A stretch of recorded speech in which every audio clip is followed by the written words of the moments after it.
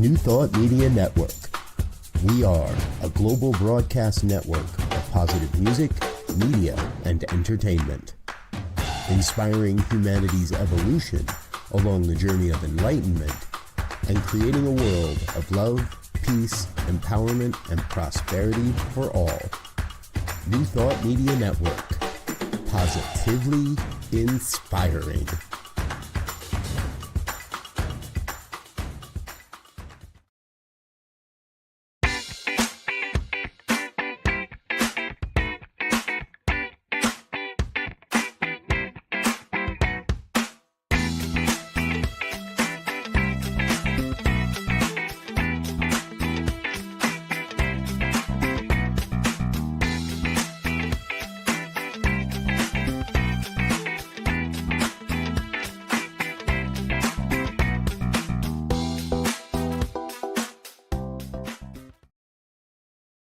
Please help us say thank you to all of our organizational sponsors, including the Hefferland Foundation, Affiliated New Thought Network, International New Thought Alliance, Science of Mind Archives and Library Foundation, Center for Spiritual Living Denver, Center for Spiritual Living Midtown, New Thought Philadelphia, Center for Spiritual Living United Life, Sunshine Cathedral, Planned Happiness Institute, Summit Center for Spiritual Living, One Heart Retreats, Universal Joy Center, Unity Kitchener, Unity Spiritual Center, Ottawa, Home Center for Spiritual Living, Satya Center, Begin Within Ministries, Center for Spiritual Living, North Jersey,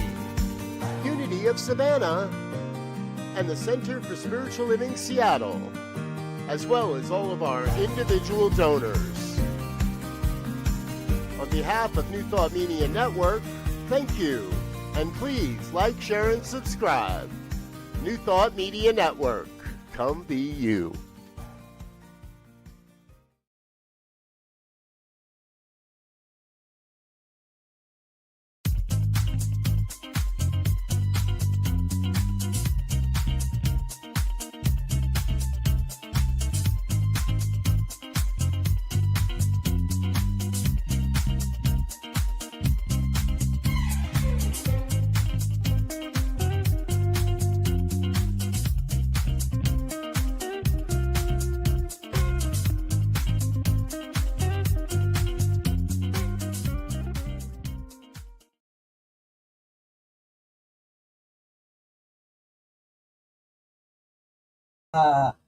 Hey everybody, now you can hear me. Welcome to Inclusive Church.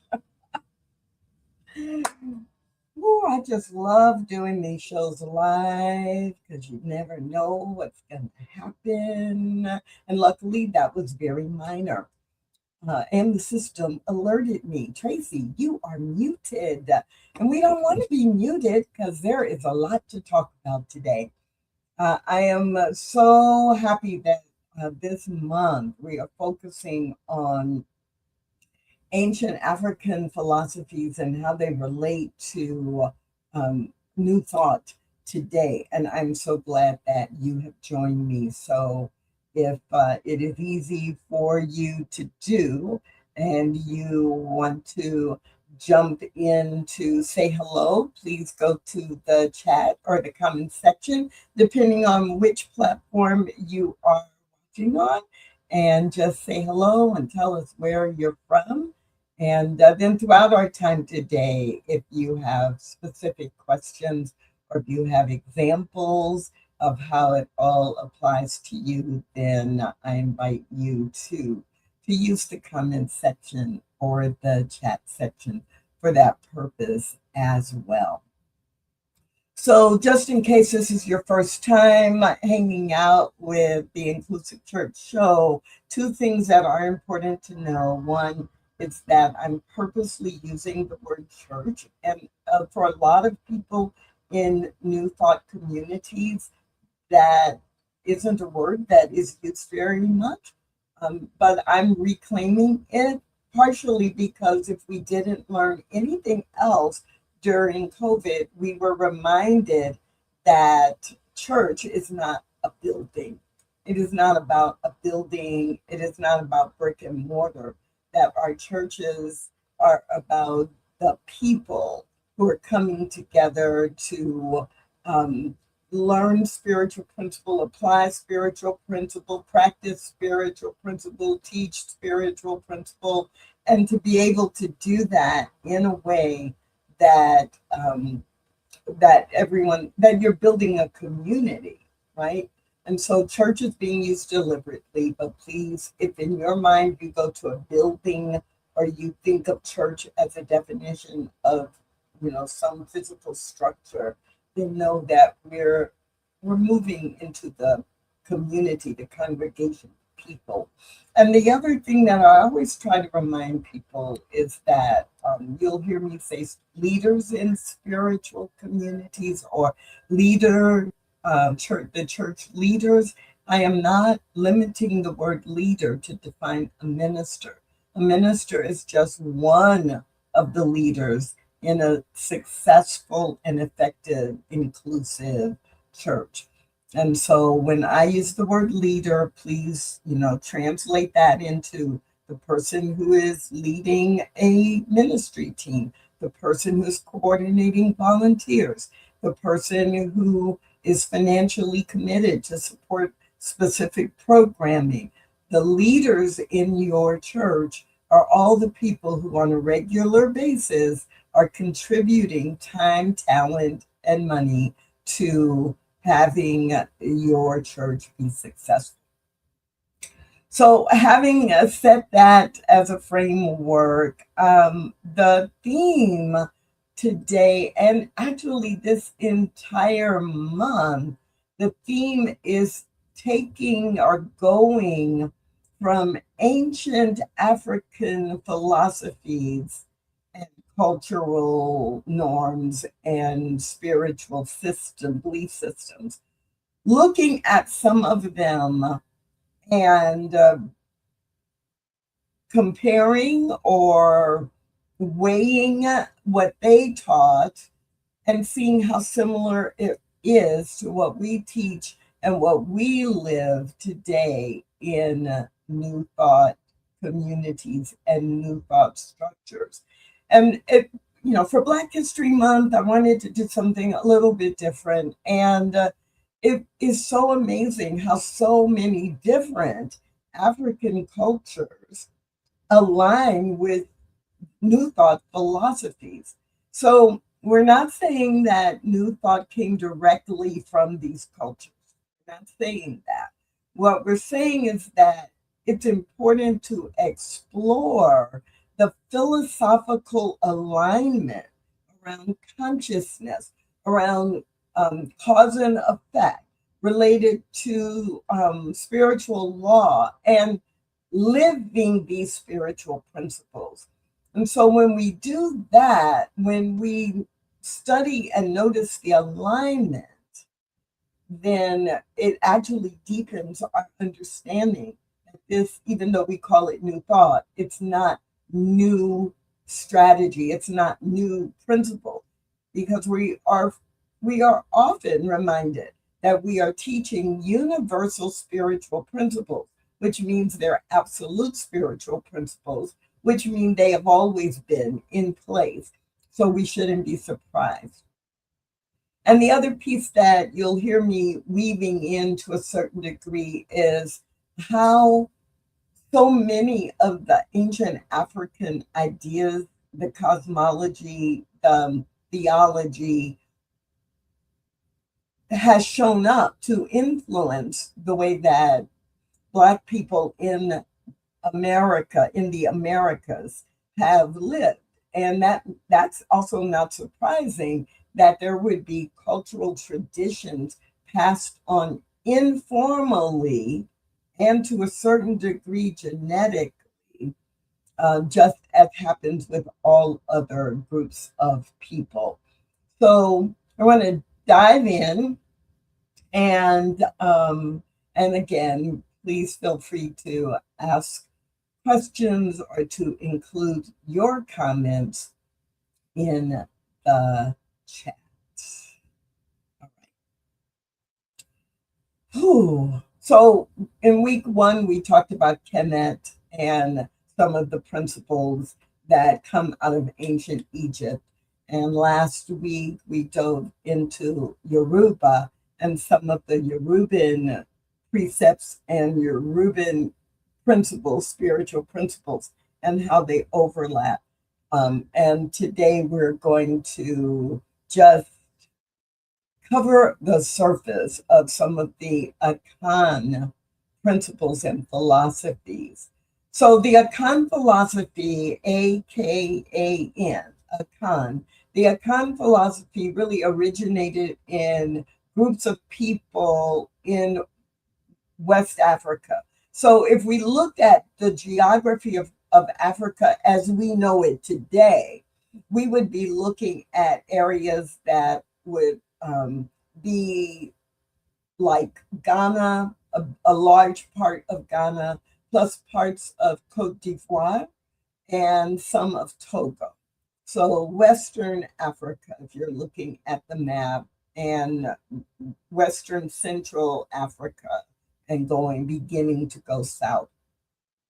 The Akan philosophy could be described as community-based, ethical, or defining ethics, and a lot of metaphysical pieces, that those things came together to create a system that emphasizes your personhood is an achievement rather than just a biological.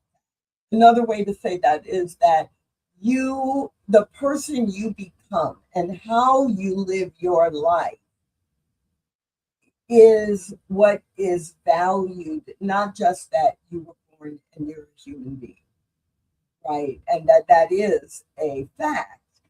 But the philosophy is based on how are you to behave, and how are people working together, that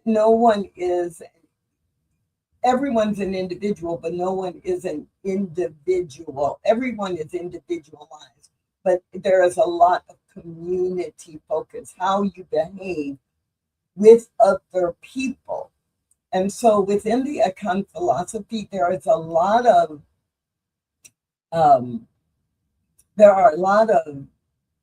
I won't say guidelines, not rules, but a lot of descriptions of what it means and what it takes to live a successful life. And much of this is based in spiritual principle.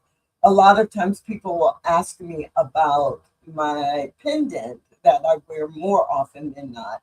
And the Jiname is one of the Adinkra symbols that come from the Akan culture. So the symbols, the Jiname symbol represents a philosophical truth or a spiritual principle that without God, nothing would exist. That there is one God, one creator of all life, and that has created everything. So without God, then nothing would exist. No one would exist, nothing would exist. And so the Akan culture and the philosophy, one of the ways that it was taught and passed on is that there was an entire collection of symbols like this one that teach you what is important for you to know and teach you what you want to do or how you want to be a person who is respected, a person who is valued, a person who achieves a good life.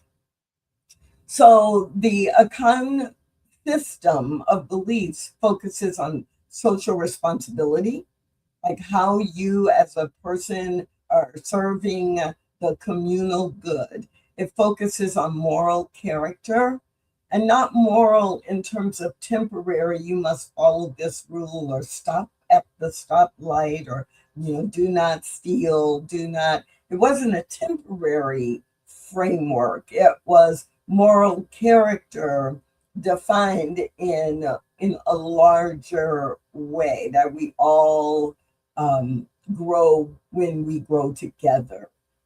And one of the things I have found so interesting about Akan culture is that it's not really taught so much as the Trinity, right? But there is a triad or a tripart structure or concept that is in the Akan spiritual belief system that really has three parts: body, spirit, and soul. So last week in part 2, when we were looking at and talking about Yoruba and the Yoruban framework, we talked about Ori and being the head, being right, that centralized piece, and how it fit into a bigger structure. So in the Akan system or framework, Okra is the soul. Sum is spirit. And Honam is body. In science of mind, we teach, right, that we teach basically those three things as well, right? That we have body, we have soul, and we have spirit. And in all of New Thought, when the references to Christianity and the Christian framework that that has come before, it's of course the why am I blanking on the Christian Trinity? It's because I'm really, really focused on remembering all that I've been learning about Akan. But the Father, the Son, and the Holy Ghost, or the Holy Spirit, those are the same three things. So when I really started reading about the Akan framework, the Akan system, I was like, whoa, this is so relatable. I resonate with it at such a deep level. So in the Akan philosophy, there is a whole piece about honoring the divine spark within, right? And if you know anything about New Thought, you know that is one of the core concepts that we teach in all the different denominations and aspects of New Thought. In Akan, there's so much focus on the group. And so when I look at what has happened to Africans who were enslaved and the culture that was built in the Western Hemisphere, it's like no wonder it was innate that this idea of this communal nature is so community, and the communal nature is so prevalent because so many of the Africans who were enslaved did come from Ghana, Cote d'Ivoire, from that area, that part of Africa. So some of the other things that really stood out for me was in the Black community in general, in the Black community as an overlay, the idea that somebody's praying for me, like there are people, there are ancestors, and there are people now, and it is the prayers of all that deliver me into my best possible life. And that communal nature is there. And that when others are praying for me, they are praying for my best and highest good. And they are connecting in communally with the one power, the Jinane, the one power that has created all of life. And in New Thought, we teach that treatment moves beyond the personal. It's not just personal to me, and it's not, and that when I am doing treatment or when I am doing prayer, that when I am praying for others, I am not really praying for the human condition or problem. I am reminding myself and I am holding the person I am praying for in the highest regard, in their spiritual birthright, and knowing that that is actually the truth of them. And when you start reading Akan principles and looking at the Adinkra symbols, you will see that over and over again. The focus on community, not social political community, but that a consciousness of community driving your individual behavior, that what you do represents a group, what you do supports a group, what you do improves a group is really, really strong in Akan culture. This idea that no one rises alone comes up again and again, that the consciousness is shared before it becomes individualized, and that community, being in community and supporting community amplifies belief. Now, I had to pause there for a minute when I first read this a few months ago. In recent times. I'd read it a long time ago, but recently, a few months ago, I was reading this and I'm like, well, do I believe that community amplifies my belief? And then I remembered, wait, I'm talking about Akan culture and its framework is community. It's not saying that it amplifies my individual belief. It's saying that community amplifies belief. A shared belief touches more people. A shared belief expands the potential or the possibility for whatever is being believed to demonstrate. So from a New Thought perspective, some of you will remember or recall the studies, the formal studies that were done a couple of decades ago, tracking what if we have people in different locations meditate or pray about peace at the same time. And it was studied and it was tracked that, oh my goodness, gun violence went down. Oh my goodness. People were reporting peace and feeling peaceful more. Oh my goodness. It works. The consciousness being emphasized and being supported and being practiced all over the world or all over the country or in your city, having a peace vigil and having many, many people. It amplifies belief and it amplifies manifestation. And that's what the Akan people were teaching thousands of years ago. Related to that, this community or this communal approach, the Akan culture teaches you are carried because you carry others. Not a quid pro quo. If you don't carry anybody else, you won't be carried. You got to earn it because I'm going to carry you so you can carry me. And if I don't carry you, then you're not going to carry me. No, that's a very binary, a very contemporary psychology-based and U.S. culture-based or Western culture-based way to think about it. Before, there was a binary mindset that was prevalent. The idea that we're all in this together is you're carried because you carry others. And yes, you will be carried by others because we are all in this together. Now, we'll dive into this a little bit deeper next week because in part 4, we will be focusing on the philosophy that comes from further south in Africa called Ubuntu. And it is like this to the nth level. But it was there too as a part of the foundation of Akan culture.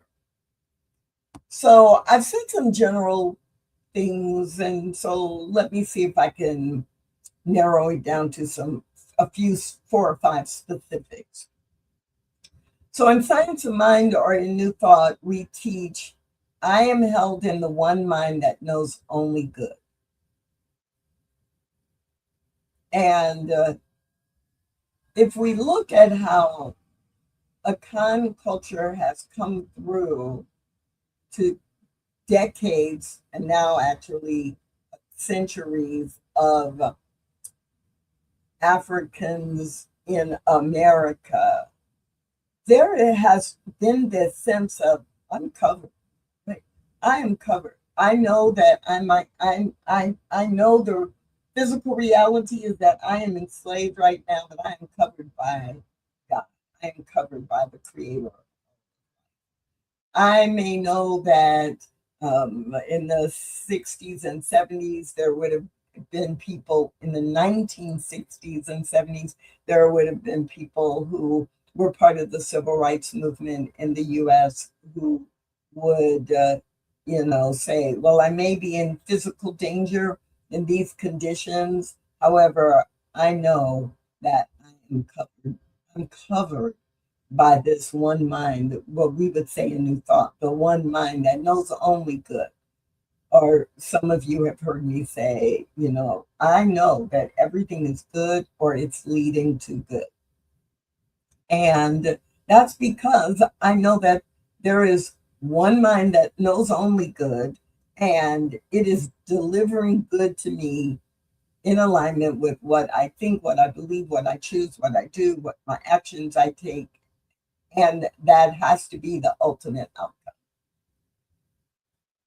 Another thing that we teach in New Thought is consciousness shared in love multiplies its effect. So consciousness shared in love multiplies its effect. And actually what we teach is consciousness multiplied. Consciousness shared multiplies the effect.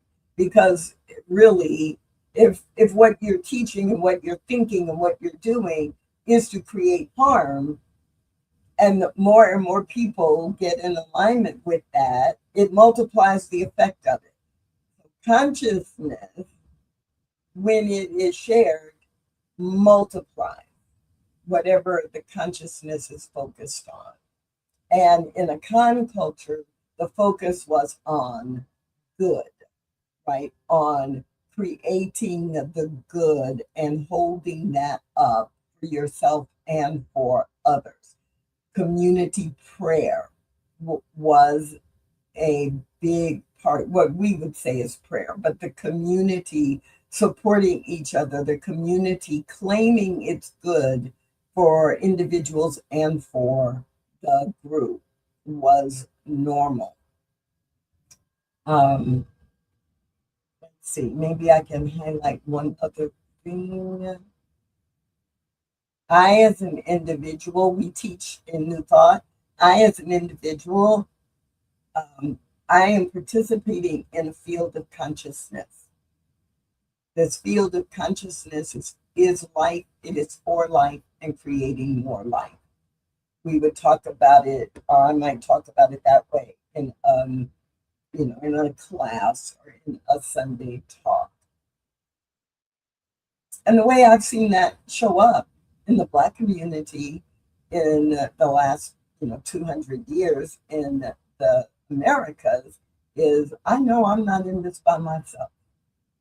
And that's been really interesting because there is so much in contemporary Western culture in general and US culture specifically of, I can pull myself up by my bootstraps. I am an individual. Everything that I get, I got because I am an individual.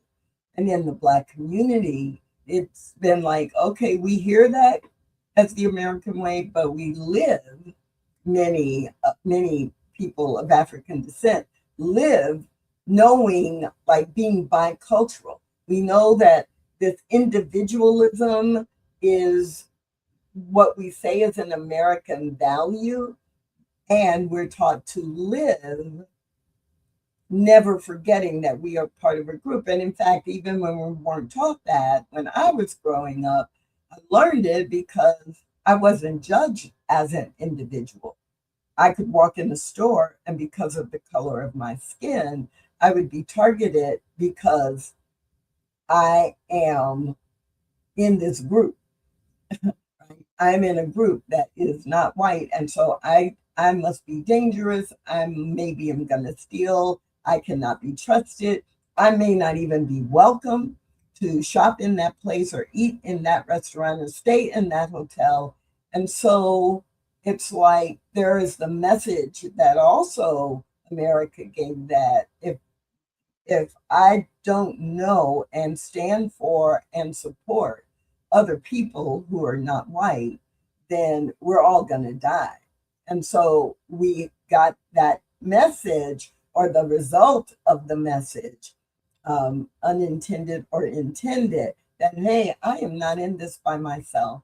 I have to do the things that I can do to support other people who are part of my clan, who are part of my group, who are part of my identity, because we need each other to survive. So I did a quick search, and I did a quick search on the internet because I was like, I need a way to summarize this.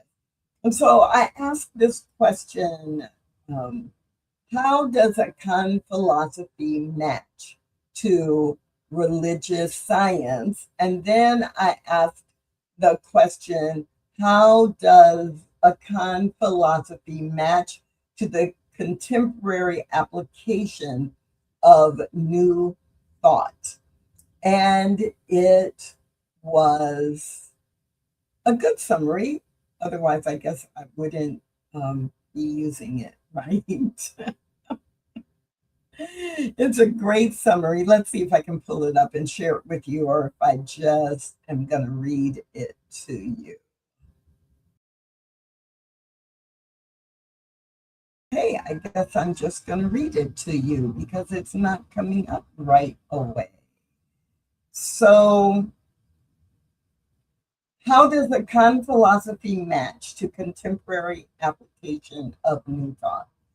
Akan philosophy aligns with new thought by emphasizing the creative power of the mind and the social, moral, and spiritual development of the individual.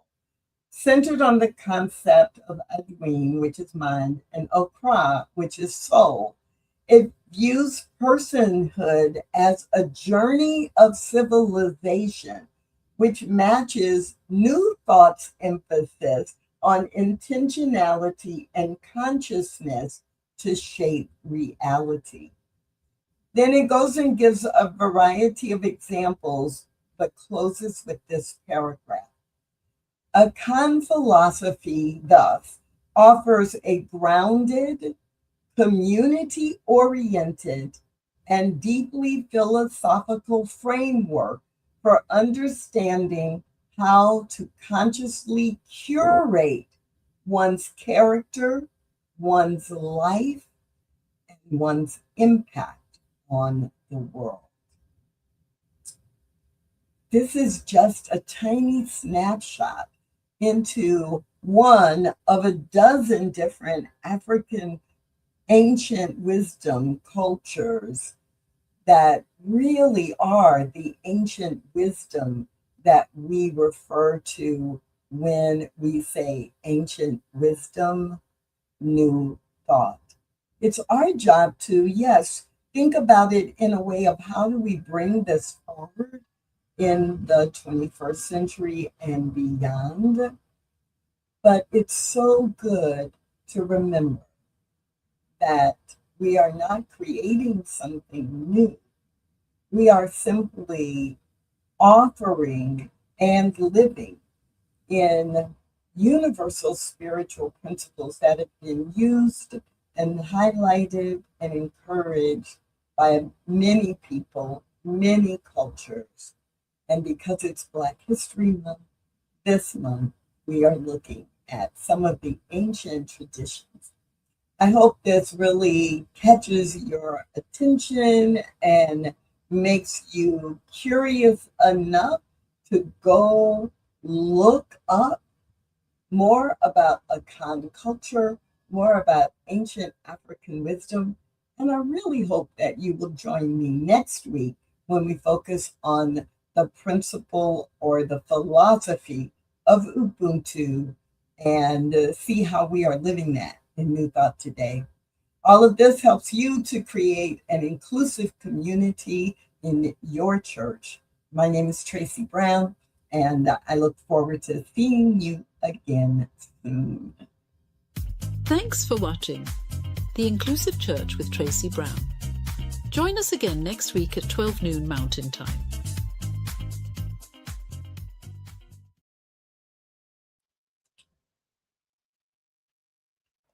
Come expand your spiritual journey.